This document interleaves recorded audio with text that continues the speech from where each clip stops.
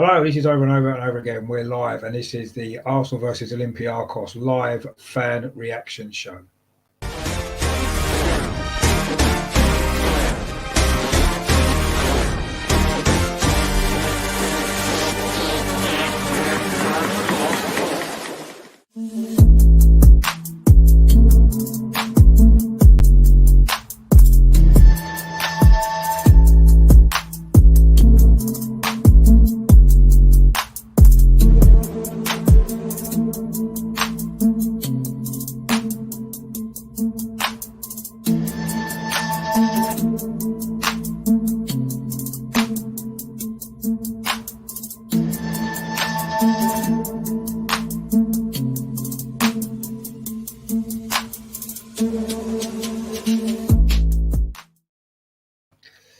Hello, how you doing? My name's Richard. Welcome back to my channel over and over again, the Positive Arsenal channel. This is the fan cam reaction show following the game this evening against Olympiacos at the Emirates. Of course, it did end in a 1-0 defeat on the night, but overall, Arsenal have gone through to the quarter-final 3-2 on aggregate. So I've got some fans lined up, as you saw there in the intro, to come on and give us their thoughts on the overall performance.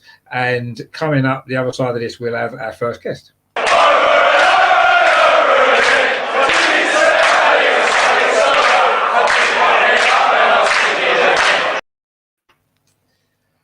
Hello, how you doing? It's Albert from Albert J TV. Of course, he's become a bit of a regular on the show, which is great to see. How you doing, Albert? You all right? Yeah, Rich, I'm good, man. Like, I was just catching a bit of the our bitter rivals, mate. It's looking pear-shaped, mate. It is going very pear-shaped, which is a shame, isn't it? But having said that, it kind of almost went pear-shaped for us, maybe. What did you make of it tonight from our point of view? I suppose ultimately we've got the job done, which was the main thing, wasn't it? Yeah, Rich, man. Two different halves for me, man. Absolutely. The first half, I wouldn't say it was anything more than steady. I don't think they really created anything. I don't think we was fantastic, but like I said, steady's sort of in between. But again, still had chances to score. Again, you know, this is a reoccurring theme, man. So but to be honest, the team lineup was, I wasn't too displeased, mate. I think it was pretty obvious, you know, to get the 2-goal buffer, but scoring 3 away goals was huge in that first leg. And I thought that dictated the first half for Arsenal, especially. Yeah, no, I agree. I thought that I said before the game started that when you know that you just got to avoid a 3-0 defeat, you don't want to go out and take too many risks, do you, early on in the game? And we didn't. We did it. We kept it pretty solid in the first half, and it was as I kind of anticipated it would be.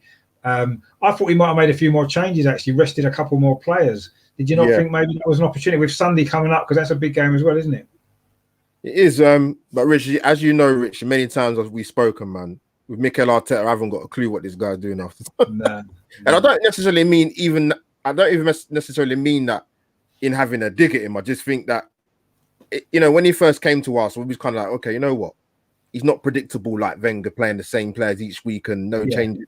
But I thought the changes for me, obviously Bellerin came back in, Pepe came in, ESR came in, Ceballos came in. The midfield three was a bit, I was like, Xhaka, El Neni and Ceballos. But yeah, like I said, mate, I think the fact that we got the 3-goal buffer, or 2-goal buffer, should I say, I think that did play a key element in the team that's picked. But in the first half, I mean, we talk about the 2 words that come with Arsenal, man, self-inflicted, man. From their goalkeeper that kicked the ball out, I don't understand what's going on, man. I mean, we must let them in, so that would have been interesting if they'd have scored. But other than that, it was, like I said, it's pretty steady in the first half, mate. Yeah, no, it was. I mean, we had a couple of chances, didn't we? Pepe had that one which was deflected just wide, and I mean, Aubameyang should maybe hit the target, shouldn't he? With that one just before half time when Ceballos put him in. Yeah, he should have scored. Yeah, he should have done it, or at least hit the target. I guess it was a poor finish that, and but yeah, I mean, the second half though, I kind of anticipated that they would come out a little bit more determined because they might as well have gone for it because they had nothing to lose, did they, at half time? And they did, didn't they? Second half, first 15 minutes or so, they put everything at us, didn't they, really? And they got the goal. Yeah, you know, and I said at the start, like this is, to me, this is a game of two halves, man. I understand. Obviously, Olympiacos need to score 3 goals, right? So they're gonna have to come out sharp. If I'm saying it, that they're gonna have to come out sharp. But on the other hand, Arsenal, the passing was terrible. I could name Luis, Gabriel, Tierney. I thought Ceballos was awful in the second half. Sorry, I thought he was very poor, very poor. Aubameyang done his usual second 45 minutes where I honestly don't remember him touching the ball. So sloppy, Rich. I mean, these are professional footballers, man. Like, you're not hitting worldy Steven Gerrard passes. You're hitting balls from A to B, simple passes. You're not under pressure. They still haven't scored. And yeah, they came out sharpish, but some of the Arsenal play, man. I mean, I don't know what to say. And it's moments like this, Mikel Arteta must sit on the touchline and think, what is wrong with these players? What are they not getting? What are they not listening to?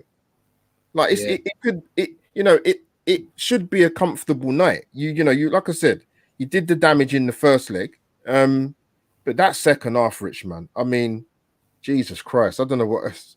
But having said that, we had chances galore in that to finish that even more, mate. Yeah, no, we did. I mean, Sam puts in the chat there, the Zuba have a hunger to win. That's a good question because he didn't. I mean, he had 2 really good chances in the second half, didn't he? That one-on-one when he burst through.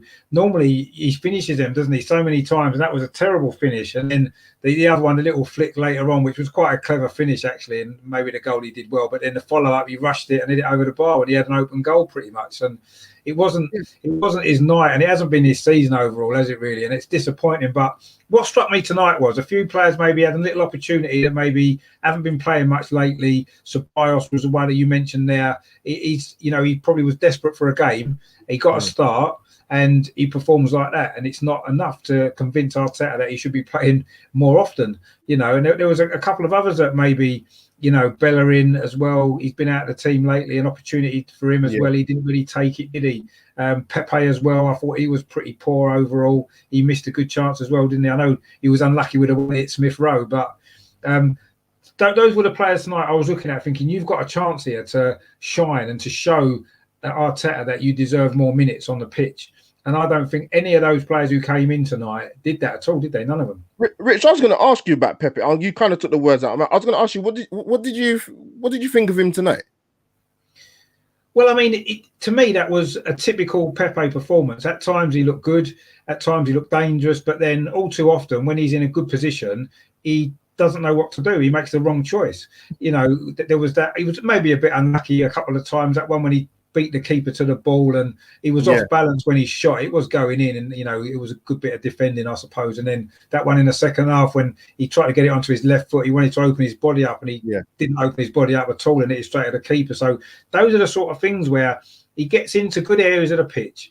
He does a lot of things right, but then 9 times out of 10, his final product just isn't consistently good enough. And that, for me tonight, I found him it was one of his really frustrating performances, I thought, tonight, when he had an opportunity to step up against, slightly lesser opposition. They're not as good as most Premier League teams, I don't think, Olympiacos. And I don't think he stepped up. What did you make of him tonight? Did you feel the same, or did you think he done all right? I thought he did okay, Rich, but even okay, like I don't people start getting, going mad, but okay doesn't mean you was exceptional. But I think what it is with him in sort of the recent games he's played over, I don't know, the last month and a half or whatever it is, he looks a lot more dangerous than I would say when he came like last season and probably the beginning of this, or when he did get some game time the earlier part of the season. But yeah, mate, I thought other than Erdegaard, I don't think even the subs made any difference, mate. I don't think they did. Partey came on to give away the ball endless. Yeah, he did. I mean, I don't know what's going on. Erdegaard had a good chance to score. Pepe had a chance cleared off the line by ESR. I think that was going in. I do think that was going in. Yeah, I think it was. But yeah, Rich, man, chalk and cheese, man. I mean, I know people get on Arteta, but even I have to look at it as someone just taking a step back and thinking, if I'm standing on the touchline and I'll give the team halftime team talk after a steady first start, and they come out and play like that. And they could have made that very difficult tonight for themselves with that goal they conceded. Because if they was a bit better, Olympiacos, in terms of quality, then they could have given us a lot more hassle tonight. A lot more. Yeah. No, I agree. I mean, it was obvious that they were going to have to come out and go for it. And I think, give them credit for doing that, because they did. I thought they gave it everything that they had. Like you said, they maybe lacked the quality to really punish us. And I think maybe deep down, perhaps we knew that, and we were a little bit subdued in our performance because maybe we didn't feel that they were good enough to get 3 or 4 goals. But having said that, I don't like the fact that we've lost at home to a team that aren't particularly great in the overall scheme of things, and a poor performance in the end. And I'm quite frustrated with it. Yes, we've got through, and I'm pleased. It's a quarter-final, and who knows what might happen from now onwards. But that left me slightly underwhelmed with our chances of going much further, because we're going to come up against better teams than them, aren't we? And we're going to have to improve. I'm with you, man. Like, what's that now, Rich? Is that what's that? Is that 10 consecutive games now without a clean sheet? I don't know. I think 11. I think it might be 11. 11. No, you're right. You're 11. Yeah. So it's not even so much the clean sheet. It would be better if we got more. But I just think that second half, like I said, it was completely chalk and cheese, man. Like some of the passing in the midfield area in particular. And on top of that, again, even though not playing fantastically well, chances created again. Like I said, I've run out of paper. We'd probably had about 6 chances to score in that game tonight. But yeah, but the positive, mate, we're through. You understand? So who knows? Exactly. Who knows who we're going to get after the round of tonight's games, mate? It could. I mean, I don't know what's going on in Spurs game, but they've lost. They're out. They lost 3-0. Jesus Christ, mate. Wow. Well, I can't say. Personally, I'm breaking the Kleenex out, to be honest with you. No, good luck to him. Yeah, but Rich, I am kind of. I mean, I'm always concerned about Arsenal. To be honest, that's nothing new. To be fair, what we've seen this season, but the players, like you're thinking to yourself, mate. The players need to have an epiphany moment, man. You know, this is the business end of the season, man. And. Yeah, you can't keep having lapses like that. I mean, it just it reverberated through the whole team. Gabriel, Luiz, the midfield, the strikers, all of them, culpable.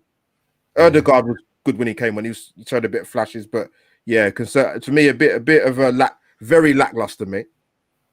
In a way, actually, it reminded me a little bit of the Olympiacos game last season at home, where we looked as though we underestimated them from that first leg last time, and obviously we ended up paying the price. And it was a similar kind of performance that tonight, I felt, lacking urgency and a lot of quality. As you said, our passing was dreadful at times in that game. Really, really, really poor. What did you make of Martinelli's performance when he came on? I know he didn't get a lot of time. He got 15 minutes or so. What did you make of him? So I just see Shade in the chat. Go on, Shade. Yeah. Shane's just put there, Spurs gone. Yeah, what a shame. Big up Shade, man. We're really upset with that, Shade, as you can see. You know what, Rich? I know it's a very, very cameo appearance. I mean, it was interesting what Arteta said in sort of the press conference about him when he was asked about him. And he actually answered the question. I mean, but even with that answer, Rich, I was like, to me, that still doesn't make sense to me. I don't know what you thought, but you could even see in the small flashes of Martinelli. Listen, man, the guy he's impactful, man. Like he's a presence. He gives us something extra. So, but yeah, so quickly with the Arteta thing, what he said about Martinelli, to me, I've probably left more baffled than before, because none of the strikers consistently this season have been that great for him not to get a run. So to me, it was what he said to me sort of was a bit contradictory, personally. Yeah, no, I found that a little bit strange, but it was good that he did get some minutes tonight, and I thought he had an impact on the game. I mean, straight away you got their guy sent off. I know it wasn't really his fault, but I mean, what did you make of that red card? That was crackers, wasn't it? Because at the time I didn't see what it was for, but apparently he obviously, when the guy gave away the foul, he threw the ball at the referee, didn't he? Or threw it towards him, sorry. Yeah, and then he got sent off. But when that happened, I thought, you know what, I think we put this to bed now. Not very good in the second half, obviously, but we put the tie to bed. And Rich, man, so like I say, man, I wasn't confident we can win the tournament, but it's a cup competition, and winning a cup competition in the latter stages, you've got a punch of chance, mate. Yeah. I mean, you've got to be in it to win it at the end of the day. We've got through. we need to improve, and obviously there's no doubt about that from tonight, certainly. And in patches last week we were good, and in patches last week we were sloppy, and tonight we were more sloppy than anything else, unfortunately. But we have got through again. Yeah. You know, we scraped through the last round, and we kind of scraped through this one in the end. It's not so much scraping through, but we've got through again. Just brief before you go, Albert, who was your man in the match tonight? Very difficult for me to pick one from that. Oh, it really is, man. Really tough. Oh dear. I mean, Rich, I'll be honest with you, mate. I'm not really sure I could even give an Arsenal man in the match, because you couldn't get to Odegaard come on and made a difference. But I mean, he was only on for what? I don't know what. He came on. I don't know what, 60 something minutes, or 30 minutes. If he's really to push me on it, God, Rich, so I think that's quite. I think it's quite difficult, to be honest. Yeah, I do. I don't think I can even give you a man in the match, as much as I could sit here and talk complete rubbish and just, you know, show my favoritism to Kieran Tierney. But I generally do not think that, to me, with Arsenal player tonight, I can honestly give you a man in the match. I can't, because I think it's such a chalk and cheese with this performance in it.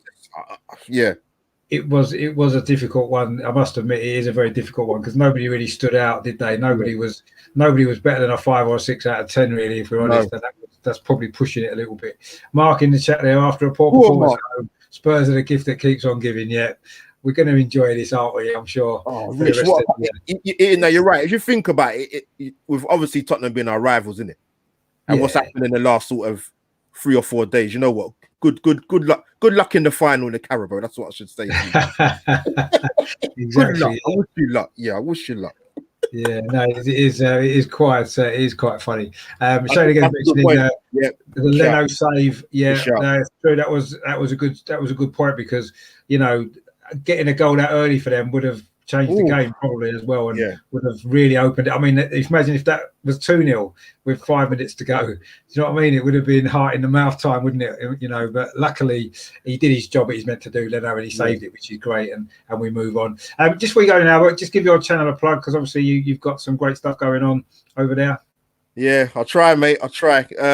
You know what's coming up? Is anything coming up? I'm not even sure, mate. I have to let you know when you know, Twitter and whatever, Instagram world. But no, I appreciate Rich. Love coming on the channel, man. The fan cam thing. I don't know why we didn't do it sooner, to be honest, mate. But yeah, I love coming on.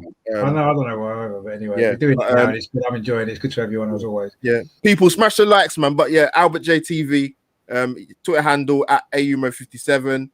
Come and check me out, guys, and subscribe to the channel. Yeah, and definitely subscribe to Albert's channel as well. Some great stuff on there. And there'll be some. I'm sure you'll have some good stuff over the weekend at some point. I'm sure you will. Get it organised, and your match review will be out as well soon. I'm sure as well, won't it? When you get around to doing it, if you can bring yourself to relive that great game. God, yeah, I mean, for me to not even give a man in the match. I know, that is unusual, but it is difficult. I must admit, I was sitting there before we started thinking, it's a really, really tough decision. I just want to know what everyone's going to think, really. I've got a few more people coming on. It'll be interesting to get what their idea of man in the match is, but it is a hard one today. But anyway, I'm sure it might be a little bit easier, hopefully, at the weekend. Well, thanks for coming on, Albert. It's been a pleasure, as always. Much, mate. Of course. Take it easy, mate. We'll speak again soon, no doubt. Speak soon, bruv. Cheers, mate. Thank you. Cheers. See ya.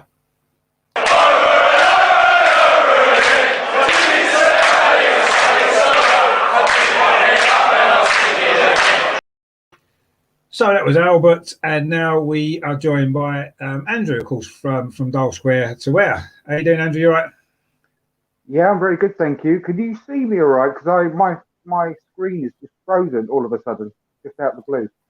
Yeah, I can see you. Yeah, you're on your phone now, but it's a smaller screen that you're on. I'm assuming it's on your phone. No, I'm on my phone, so you have to excuse that. So apologies.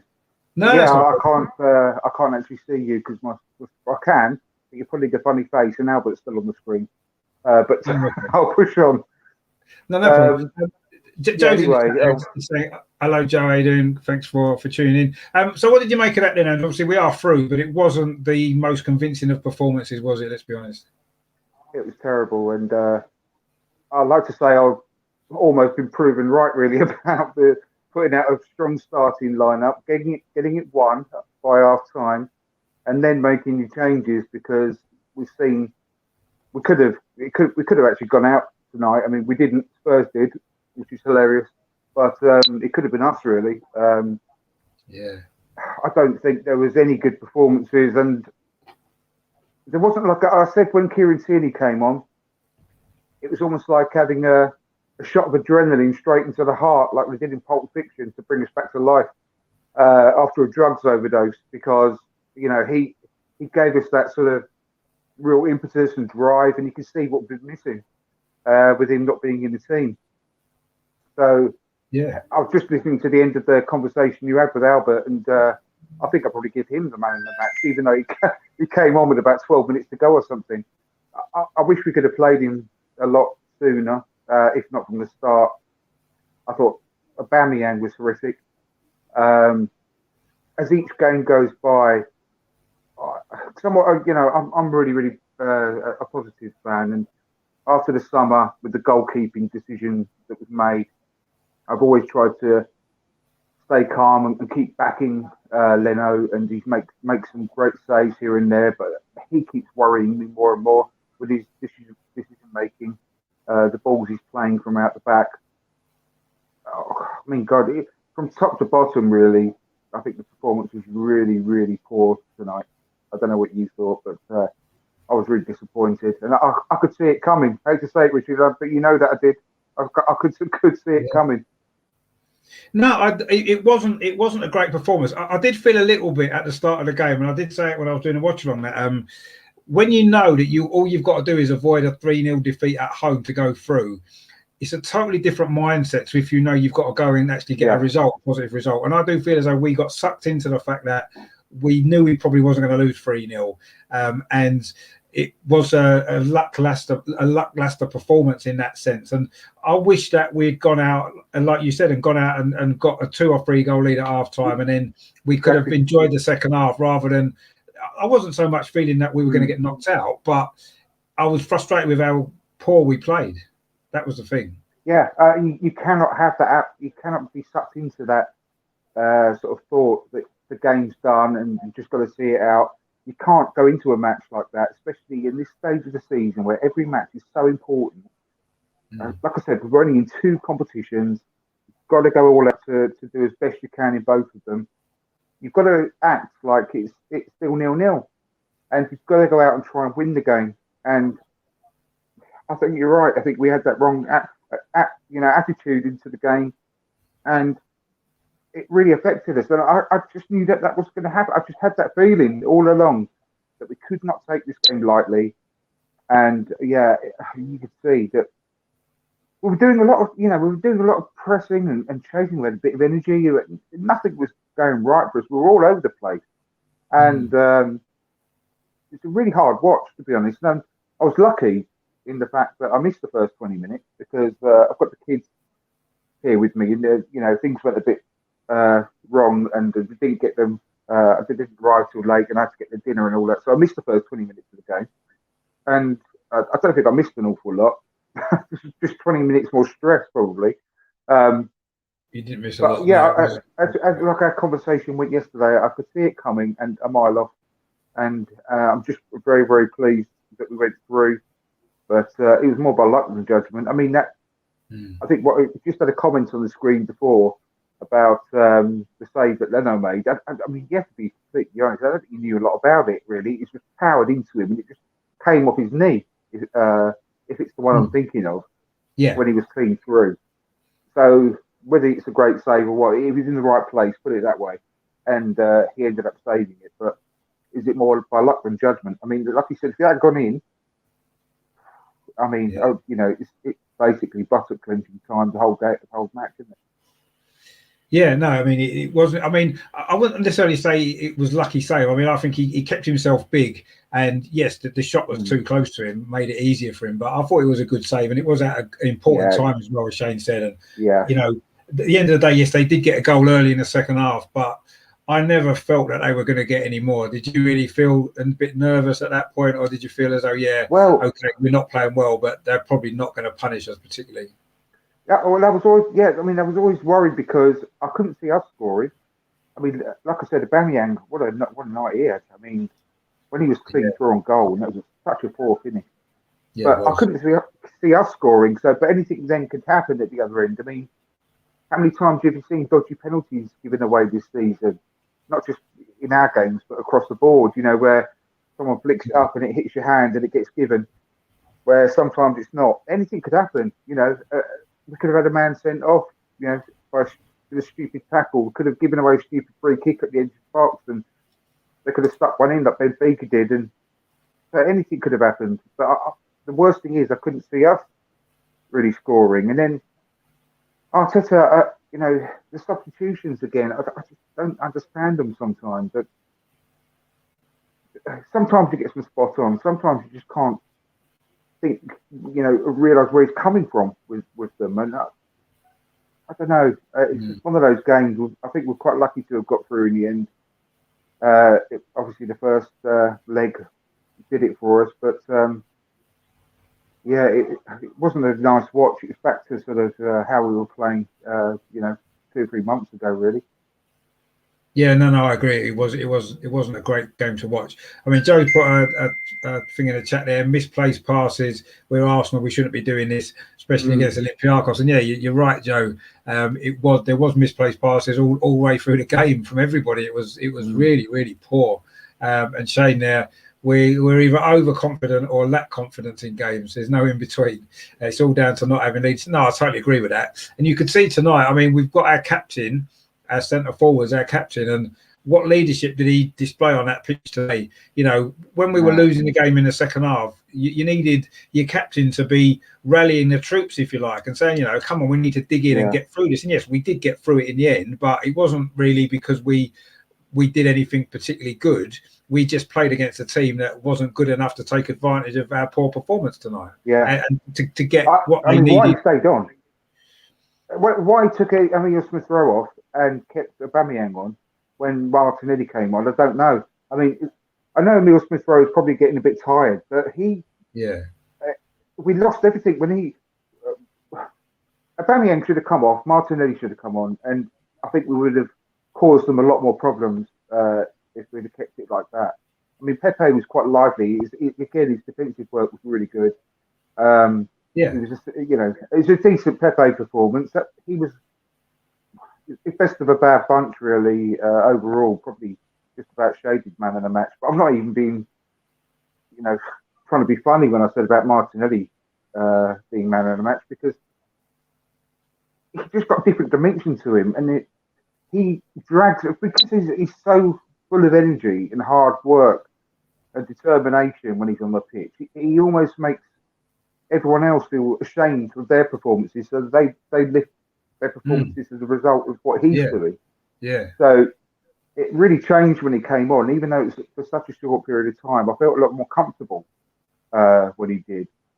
And I'll tell you what, I don't know if you noticed it, but his appearance, I mean, he's like a different person since he's been gone out of the team for a little while. You can see he's a proper big strapping man now, isn't he? His face is a bit shape. He's really grown up since when he first came into the side. So yeah, he's really maturing well. And why? I mean, I caught when I was backstage. I heard you and Albert talking, but I joined it halfway through about the post-match interview. What was he saying then about Martinelli? This was before the match. He was asked about that one, and he was okay. Yeah, it wasn't after. I haven't heard him after the match. I just heard him before. Oh, okay. Yeah, no, I missed it.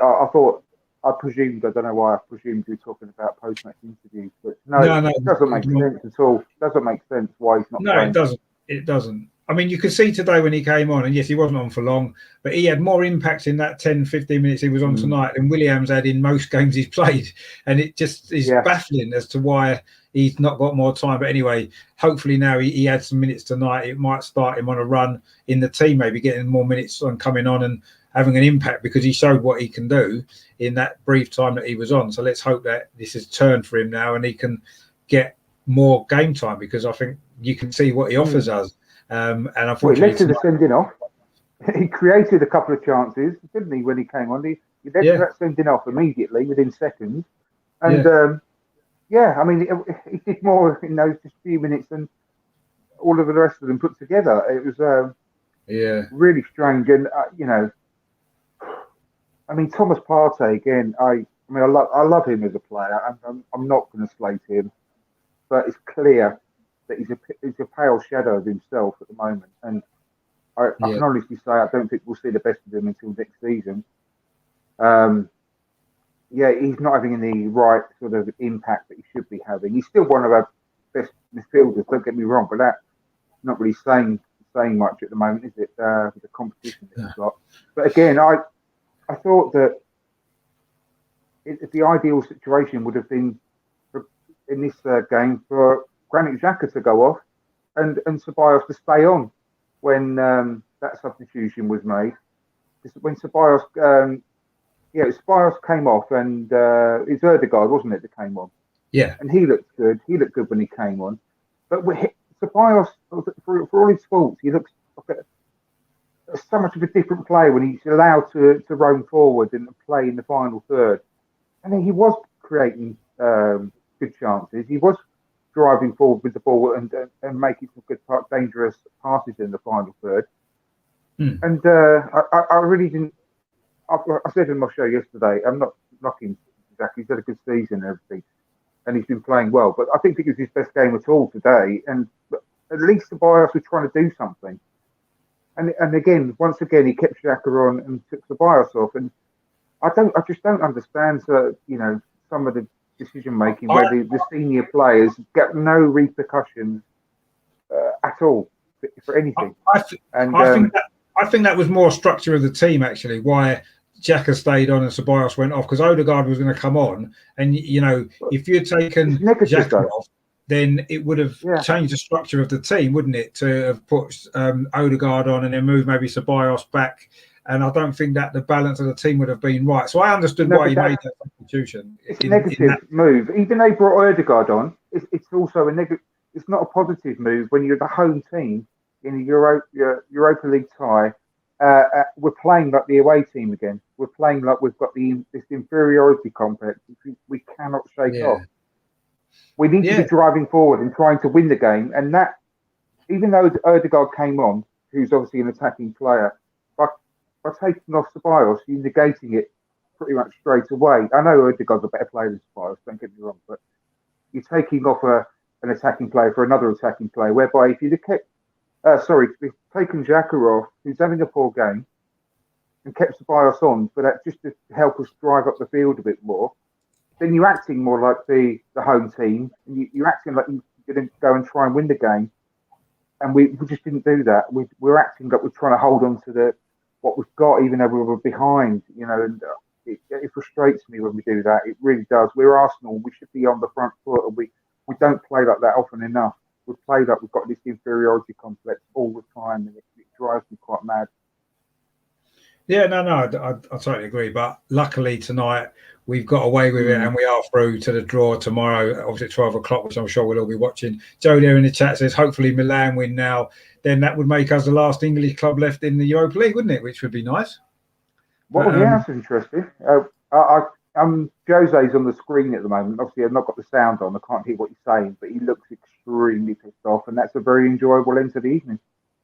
Well, it is, yeah. It's always nice when that happens as well, isn't it? When we win, although technically we lost, but we win to go through, and they've got knocked out on the same day. That's quite entertaining. But anyway, just before you go, Andrew, just give your channel a quick plug before you go. Obviously, you're doing some great stuff on there. Thank you. Yeah, with your help, and obviously as a regular contributor. I had a good show yesterday. I think we enjoyed it, didn't we? It was good. Talking about the squad and the under-23s and so on and so forth. It's From Dial Square to Where YouTube channel. Please give us a subscribe if you haven't done so already. Got Graham Ricks on next week. Finally, fingers crossed. Hopefully everything will go to plan this time. It's been rescheduled twice, as you know. And on Twitter, I'm at From Dial Square. So give us a follow. And if anyone wants to appear on the channel, then drop me a DM and you're more than welcome. But this is a great format, Richard, and thanks for having me on. Well, it's a pleasure as always, Andrew. Take it easy, mate, and we will no doubt speak again very, very soon. Thanks for coming on, mate. Appreciate it. Take care. Mate. Take care. Bye-bye. See you later, bye.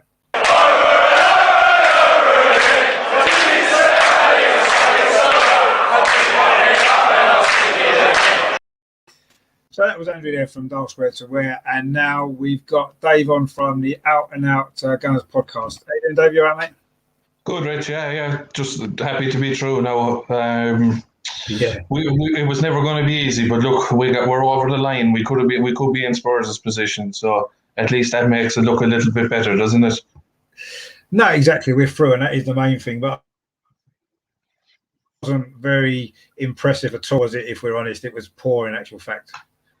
Yeah, look, it was poor. I think, Richard, if we looked at the team selection at the start, what did we really expect? It was going to be slow, we kind of wanted to just get through the 90 minutes and just get home. It's kind of one of those. But the team selection, I wouldn't have been a fan of it. I think you could have started your best team for an hour, and then you have five subs. So make your 5 subs then and have the game killed off. Look, it was nice to see Martinelli come on. He looked hungry, but he always does. I think that's, I suppose, nearly the most positive thing everyone has taken from tonight, and Martinelli got on. But I thought Pepe looked good defensively. He could have done more going forward. Odegaard from the time he was on was probably our best player. Partey, he's kind of didn't look any different to what he has done recently. I don't know, he just doesn't, there's something doesn't look right yet, whether it's just down to fitness maybe. Just there and touching on Andrew's point before he went off there, I think Ceballos had to go off. I wouldn't have been taking Xhaka off, even though, look, he didn't have his best game, but you kind of need to keep that shield and that protection again in front of the back four. So I could see why he done that. Look, all in all, I'm happy to be through. We're in the hat for tomorrow, and look, Spurs are out. Manchester United are in a spot of bother. There's one or two teams there now. It's kind of opening up a little bit. So we'll just look forward tomorrow. Look, I'd rather be looking at the draw for who we're getting than looking at who we might have got. So look, positive thoughts, and we'll take it onwards and upwards to Sunday. No, exactly. Yeah, I mean, that was the key thing. I mean, I felt it was going to take something extraordinary for us to get knocked out tonight, losing 3-0 at home to a team that, in all honesty, wasn't great. We made them look a lot better than what they are, I think, with the performance tonight and spells last week as well. But in the end, we've got the job done, as you said, and we can look ahead to the quarter-final, which is important as well. Could be an exciting run now. We need to improve, though, don't we, in the next round? Whoever we get drawn against, we're going to have to play a lot better than we did maybe so far in the knockout. The 4 games that we've had, we've only really played well in a very short spells in all 4 games, but we've managed to scrape through. We're going to have to improve, aren't we? Absolutely, Rich. Look, we were the same against Benfica. I remember saying it to a few friends of mine in a group chat, and then we said the same tonight. It's just as well the teams that are playing aren't very good, or we probably would be out. Look, anybody you get now you're into a quarter-final now, so whoever you get, even if it is Dynamo Zagreb, look, you can see what they do. Every team is there on merit now at this stage, and every team is looking, and they kind of have one eye in the final. When you get as far as the quarter-final, you're kind of starting to think, geez, we're in with a shout here, But look, we do have to improve, considering the performance on Sunday coming in today is a little bit disappointing. But as I say, touching back on it, look, the team selection would be the one that it kind of gave you the indicator, really, I thought, of what was going to happen. We were kind of slow. The passing wasn't very quick. It was a lot going backwards. Aubameyang was a disgrace. I can't actually describe it any other way. His performance tonight was abysmal. He didn't look interested. He wasn't trying. The chances he got, he was just all around. Martinelli was running. I remember Tierney was telling him run in one situation for a pass. He wouldn't run, but he turned around shouting back at Tierney, and that's your club captain. I don't think that's good enough at all from Aubameyang. I would have whipped him at half time. I think he was that bad. But it's just that he annoys me when he's like that. He gets games like this when he looks totally uninterested, and he just doesn't look. His head is in a different place. I don't know. Obviously, maybe they said everything was good after the weekend, but if you're looking at his body language and his performance tonight, it still looks like he isn't happy. So I feel for Pepe a small bit. He was good defensively, but he just doesn't work with Bellerin on the wing. I think Bellerin is the kind of plays that inverted role. And Pepe needs someone like Cedric that's going to overlap with him. You're dragging the defender wide, or you're dragging the winger. all that happens with Pepe is he's getting doubled up, Rich, and he's to keep going, passing back inside. No, look, you go say he has to take his chance when he gets it. Look, I get both sides of the argument. It's just, I think when Bellerin is playing with him, he's not getting a fair crack of the whip because of the way Bellerin plays. I just don't think there's an understanding there. But I think defensively he played well. Look, he worked hard. I just don't think El Neni and Ceballos are good enough, Rich. I wouldn't be signing Ceballos in the summer. I just don't think he's good enough. El Neni, I don't think would even start for the top 3-4 teams in the championship. I don't think so. Look, he's a likeable fella. They like him on the training ground, but when it comes to getting up the table and getting Arsenal where they should be, you can't have likeable fellas on the training ground. You need fellas that are going to go on the field and win. Defensively, we're okay. I know, look, they did put us under a little bit of pressure, but I didn't think we never looked like we were going to concede 3. That kind of a. No, I never felt it either. No, I mean, I know there was that. We've mentioned it before, that big save that Leno made in the first half when their guys gone clean through from their goal kick. I don't know where our defence has gone, but that was an important moment, because if they'd got a goal in the first half, maybe I think we would have got more nervous, wouldn't we? Because they still had a lot of time then to get the other goals that they needed. But yeah, I never felt that they were going to score 3, even when they got the first one. They never looked good enough to get 3 goals, did they? Or we never looked bad enough to let them have 3 goals, maybe as well. Perhaps a bit of both. No, maybe. Look, they didn't create. After their goal, they didn't create anything after that. Look, the goal you could say was a deflection. It might have been a little bit unlucky. Now, the big chance did come in the first half. If they got that, look, you never know. They would have. And then if they got the second, then in the second half, then you're into squeaky bum time then. But other than that, no, they didn't create a whole pile. They were kind of just waiting to see what they'd get off us. But I think, as I said, I don't know that I touched on it before, but I thought Odegaard, if we're going picking the man of the match, a big Odegaard. Tierney didn't look right tonight either. I didn't think. Did he look tired? Maybe he was kind of tired. He seemed like he was blown kind of after an hour. When he makes the runs and that, he kind of looked maybe a yard off what he usually is. Now, I don't think he had a bad game, and he did well defensively because he didn't get beaten at all. But usually, from an attacking point of view, he was good. I think Smith Rowe got tired as well. And coming in the end, I think that when he got substituted, it was right. But look, we'll probably see something like that again on Sunday. I don't think Saka will be back Sunday, so maybe we'll probably see Odegaard start and Pepe will stay on the wing. And I don't know, will he continue with Aubameyang or bring in Lacazette? I don't know. Will he have the bottle to drop Aubameyang again? I don't know. Well, no, I mean, I agree with you. I thought Aubameyang was really poor tonight, actually. Not only, like you said, his performance, but also his attitude on the pitch. He's not a captain, is he? He's not a leader on the pitch, and not at all. And how he's managed to keep the I mean, I personally would have took the captaincy off him after the weekend. If you're being disciplined by your manager because you've broken club protocol on a match day, and it's not the first time he's done it, apparently. To me, that's the reason to take the captaincy off him and say, concentrate on your own game. You're not playing very well. Concentrate on that, and we'll give that responsibility to somebody else.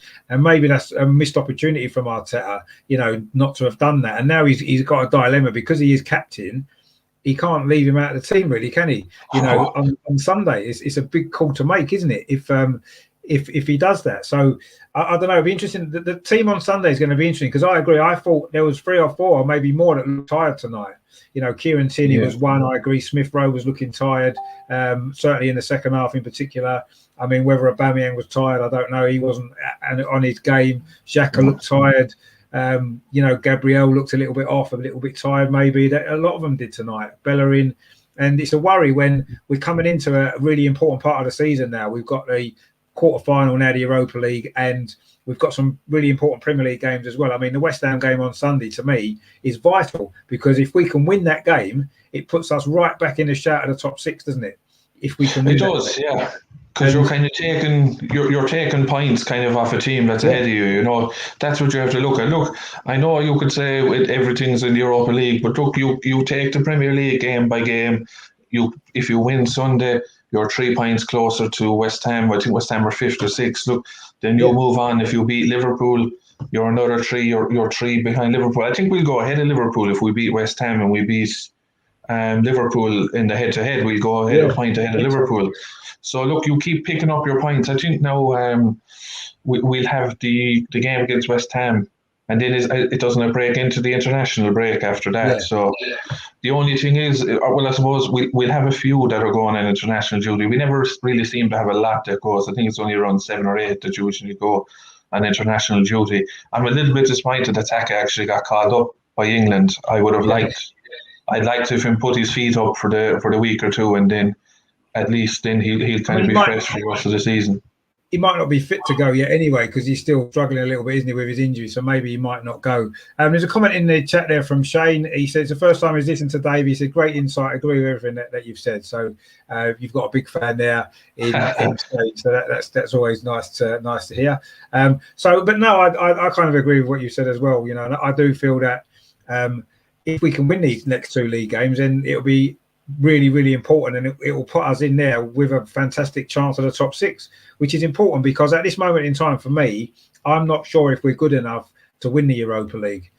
You know, we're scraping by at the minute so far. We've scraped through, and we are going to come up against better teams now. And this is where it's really important that we cut out the mistakes and we start to play football like a team that believes that we can win it, and we've not done that yet. We certainly didn't tonight, did we? We basically played that game to try to scrape through, which is ridiculous. Yeah. Look at it. We won 3-1 away last week. We should have gone into that game, but like you said, got 2 or 3 up early on and relaxed and comfortably saw it through, and we didn't. And we made heavy work of it again, like we did in the last round. And we tend to do that in individual games through the season as well, don't we? As well, and it is a worry. We do, Rich, and I think it's because of the goals we give away. When you're playing 2-legged ties, every goal is massive. You can't, when you're playing over 2 legs, you can't give cheap goals away like we did over in Olympiacos. The goal tonight, Ceballos lost it because he was taking too much time on the ball. They broke and scored. In Europe, you get punished for that, and you're right up against it in over 2 legs. You can't give those goals away. If you look at, I see Roma went through very easily against Shakhtar Donetsk. You have Unai Emery's Villarreal that are there. Look, they're not the greatest sides in the world, but if you give them chances and you give them enough chances, they'll knock you out, and that's the worrying part of it. Look, hopefully, maybe you could look at it from the flip side and say, look, if we might up it against a better opposition. We seem to do it in the Premier League, and we done it in the FA Cup, so maybe we might up it. I hope so. That's the hope, absolutely. But I suppose regarding it, look, who I'd want, if you're asking me who I want tomorrow, I want Zagreb, regardless of them knocking out Tottenham. Would be Zagreb or Granada. They're the 2 that you'll be saying, look, if we get those. I didn't want Tottenham, and I don't want Man United. I think Man United will still go through. They always score, you know. But I think if we avoid those, we'll be okay. I think Rangers are 1 down as well. So look, Sparta Prague, they're or Slavia Prague, sorry. They could be sticky as well, you know. You just don't know. But all we can do is, as I say, is put our name into the hat and look out. Say that thanks to Shane as well for the nice comment as well. It's always. At least I know I'm not totally crazy anyway, so I'll take the compliment here. No, it's great. I mean, I love having you on the channel. Just before we go in, David, who'd be your man in the match then quickly? I know it's difficult to pick one tonight, isn't it, from that? I would say Odegaard, Rich, from the time he was on, he just looked a step above the rest. You know, he 2 chances he created, he was unlucky to come away without an assist or 2. When you think of the Pepe chance and the Aubameyang chance, it's nice to see him kind of. He's kind of really in form now as well, isn't he? And he's kind of, you can see he seems to be fully fit now as well. So I questioned him before the Spurs game on Sunday, going, can he influence the game, you know, with the goals and assists? But he seems to be doing that, and he's on the right track. So look, I'd give him the nod. I think overall between everyone, I don't think the defence were stand out, but they kind of did what they had to do. Luis and Gabriel, they cleared everything. Midfield was okay, and then up front, nothing really happened up front. Pepe maybe from a defensive point of view, but other than that, no, I'd give Odegaard the nod. No, I think that's a fair shout. And Mark in the chat as well says, great insight there, Dave, again. So you've got another fan as well, so that's good. And just give a shout out to your channel as well. So maybe Shane and Dave in particular, Shane and Mark can get across and have a look at your channel as well then. Yeah, lads, if you want to check me out now, Gunners podcast, I have I just done a video Monday night with James Rowe, so there's actually a very interesting one as well, Rich. It was kind of, I suppose, all things football, and if you're interested in other leagues and that, it was a lot of good insight from the Dutch league as well, James, a specialist on that, really. No, look, I'm hoping to have more videos coming now. I was kind of gone on I was kind of busy recently, but I'm kind of back into the swing of things now again. And look, I'm always, as I say, I'm on your channel. I was on, I don't know what you're on the other day, so I'm always delighted to come onto your channel as well. I enjoy coming on. So, but for the lads, if they want to check out the video Monday night and anything we have coming up, it's the Out and Out Gunners podcast anyway. Yeah, fantastic. So check out Dave's channel because there's some good stuff on there as well. And it's always a pleasure having you on, Dave, as always. Take it easy, and hopefully we'll speak again very soon. Perfect. Thanks very much for having me on, Rich. Chat again. No problem, mate. Cheers. Speak to you soon.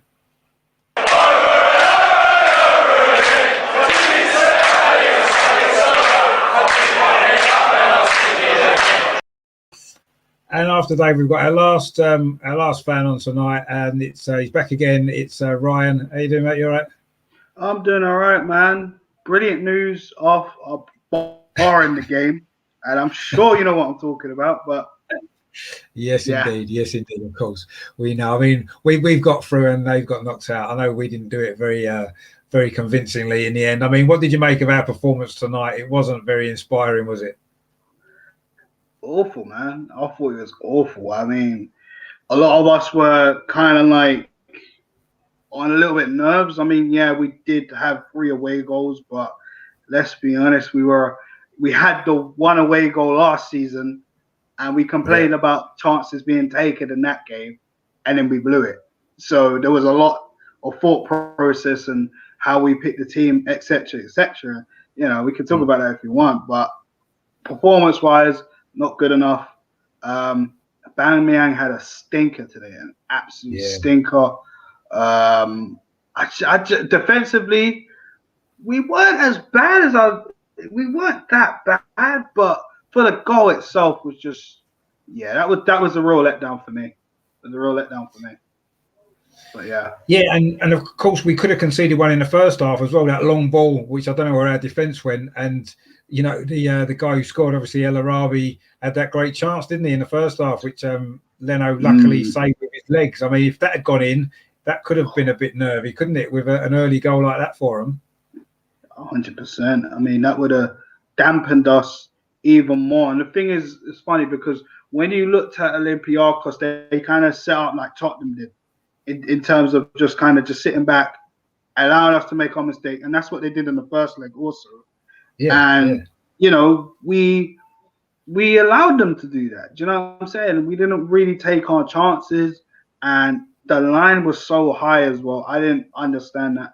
I mean, sure, you know, I felt we should have went in there, tried to wrap up the game, get 2 goals, and then, you know, see it through. But the high line, I thought when we were in trouble, we should have reverted to like a plan B, just go deep a bit and hit them on the break.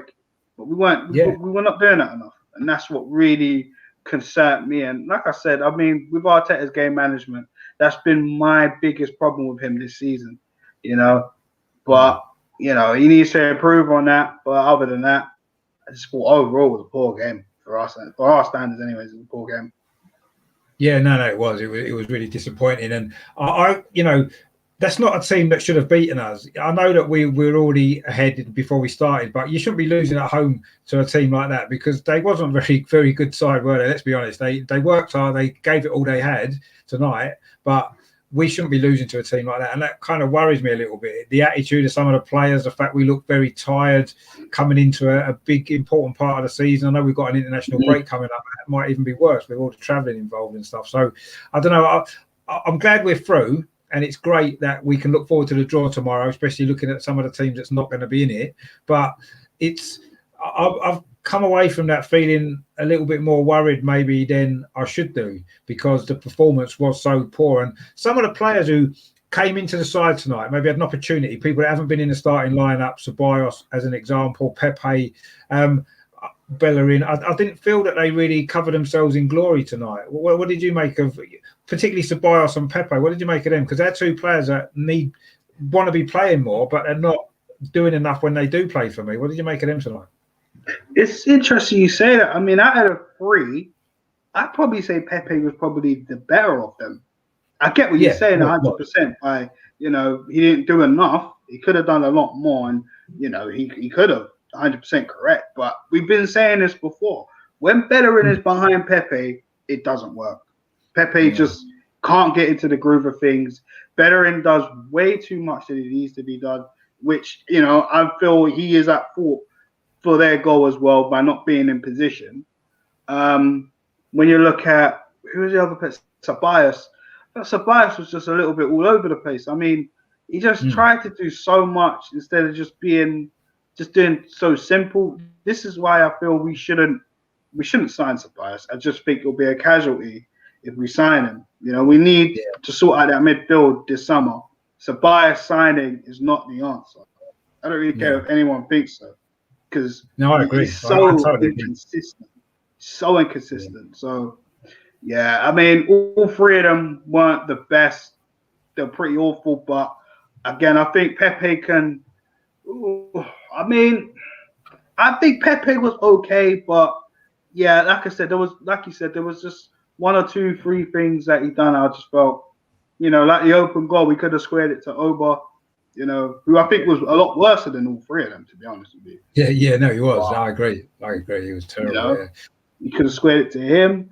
There was another opportunity where I felt, the shot on goal that hit Smith Rowe, I think that's just unlucky because Smith Rowe was just in the way. It was unlucky. There's just other few things I just thought, just nitpicking, but he ain't been in the side for that long. You need to show Mikel why you need to be selected. While Saka's out for how long he's gonna be out for, you need to be showing him and Willian out as well. So this is your opportunity. So I kind of expect him to be available for the West Ham game. So you need to put up your socks then as well. Yeah.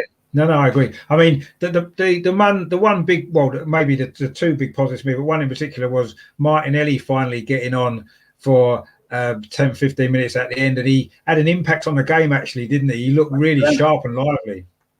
I wish I can't lie, I kind of wished he was up front instead or something, man, because I felt, he would have gave us a lot more. He gave us more than what Aubameyang did in that whole game, and that says a lot. I mean, just his pace, his presence. Obviously the guy getting sent off as well, like within the first 20 seconds, like crying out loud, that's crazy. But it just shows you why Martinelli does need to come on. I know I kind of been on the fence with the whole thing of being like, just he'll get his turn. As much as we all want to see Martinelli play, look, he's not gonna get sold. I just think a lot of us, want to see Martinelli play because we know he can. He gives up that Alexis Sanchez feel, but he's still young and he's still nurturing. We still need to nurture him and be careful because of that knee injury as well. So that's why I'm kind of like on the fence with Martinelli quite a bit, because obviously he went from frustration, why is he not playing? Then I kind of sit down and you think about it. And it's like, but the last thing we want is Martinelli to run out, and then we don't stop as well. Martinelli is very raw as well. You don't stop. And the last thing we want is him to get injured, and then that's another setback. And then Arteta will probably get the blame for that again. Do you know what I'm saying? And Arteta can't really win with that, So that's the issue. But I feel Smith Rowe coming off, I probably would have not done that. I would have took Aubameyang off. But if they were going to take Smith Rowe off for Martinelli, then Lacazette should have came off for Aubameyang. I'm sorry. That's just how I would have done it. Possibly. Yeah. I mean, Shane's got a comment in there. He says Ceballos is at fault for more goals this season. What's he good at? In fact, I heard on the telly that apparently the last 4 goals we've conceded in the Europa League have all been Ceballos' mistakes, or Ceballos has been involved in the last 4 goals that we've conceded in these knockout stages. And I'm not quite sure what he's good at. I've got to be honest. He's got nice hair, maybe, but other than that, I don't really know what he contributes much to the team, if I'm honest. But the only thing he contributed was getting us through to the FA Cup semi-final last season. Other than that, he ain't done Wally this season. Let's be honest. No, he just spins all around and causes problems like that stat was. So yeah, I just like I said, it's a bias. No, if we want to get back, if we want to be on the road to getting back to where we want to be or where we used to be, then we cannot have Danny Ceballos. I'm sorry, you sign Odegaard, but you don't sign Ceballos. It's as simple as that. Like I said, there's a dude at Brighton. Go and get him. All right, Basuma. Go and get him. Yeah. No, I totally agree. Ceballos is. I don't think he's good enough for what we need to move forward in that position. I don't think he is, unfortunately. So yeah, I'm totally with you on that. Of course, the other positive tonight I thought was Martin Odegaard when he came on again. He looks the real deal, doesn't he? This boy. I know he's not played many games, but he's got something about him, isn't he? He's got that little bit extra quality that we've been lacking. I love him, man. I love this guy, man. Absolutely. And it's crazy because, again, I didn't know a lot about him. I kept hearing his name over like the last few years. And my friend, who unfortunately supports Manchester United, he might be happy because of the score right now, but whatever. He told me about Odegaard and said that's one player he would have liked to have at Man United.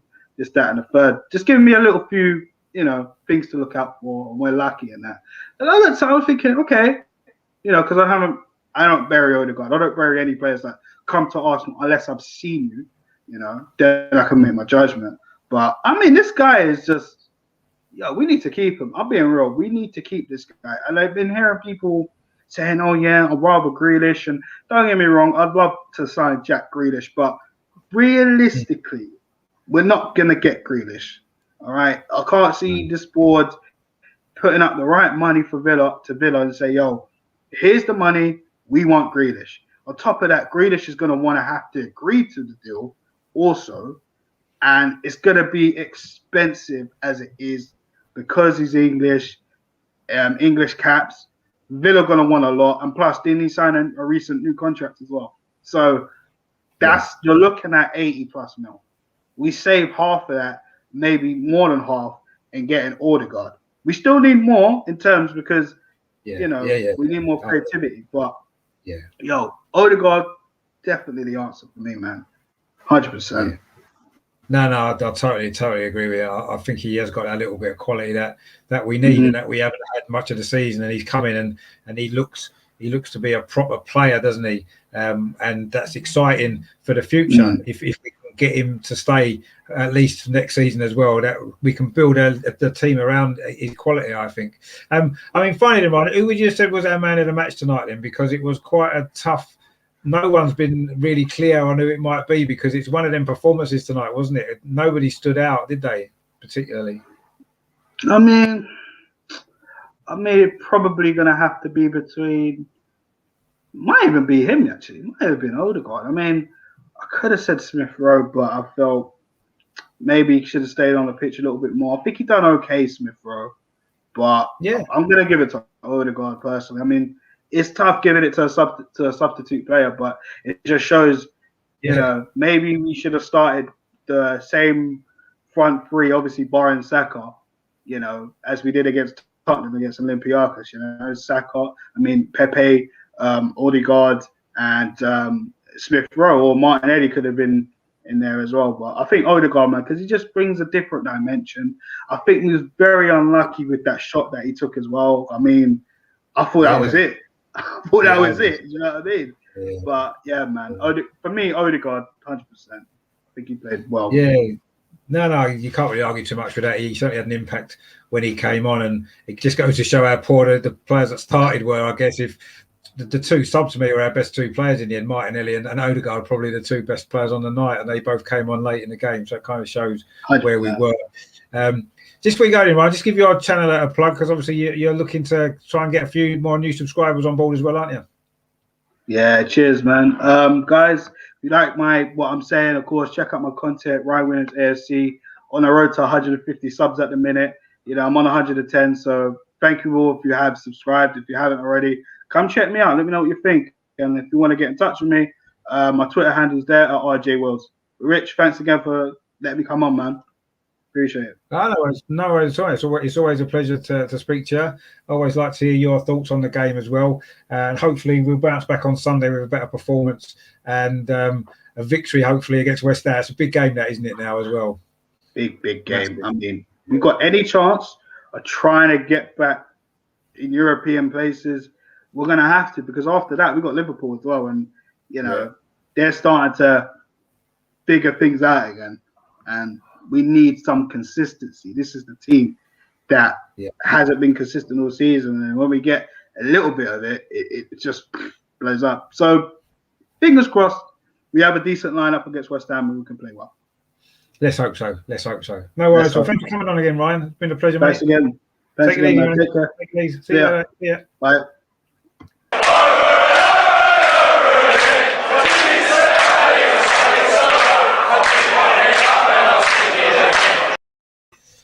So there we have it then. That was the fan cam instant reaction show there.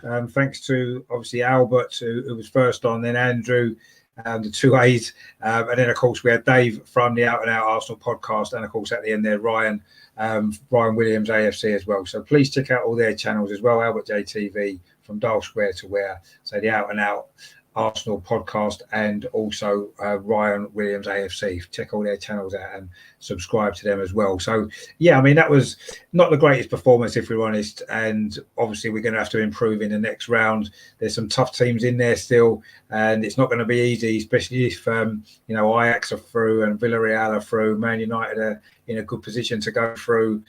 So yeah, there's some big names in there, some teams that we perhaps want to avoid, but listen out for the draw tomorrow at 12 o'clock. Coming up on the channel, I've got some great stuff coming up actually this weekend. Tomorrow, I'll be releasing my review video of tonight's game.